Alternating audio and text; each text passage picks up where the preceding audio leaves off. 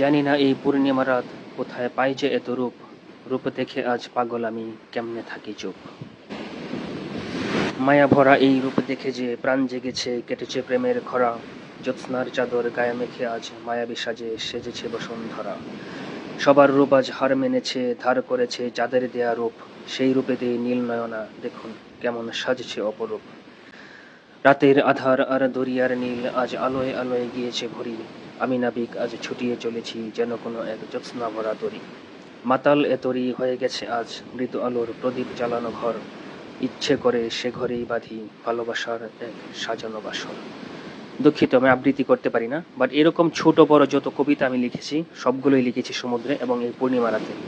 সমুদ্রে পূর্ণিমা রাত অনেক বেশি সুন্দর, মায়াবী এবং স্নিগ্ধতায় ভরপুর। এমন পরিবেশে কেউ যদি চায় নিমিষেই কল্পনার জগতে হারিয়ে যেতে পারে এবং এক সমুদ্র পরিমাণ কাব্য নিয়ে ফিরে আসতে পারে।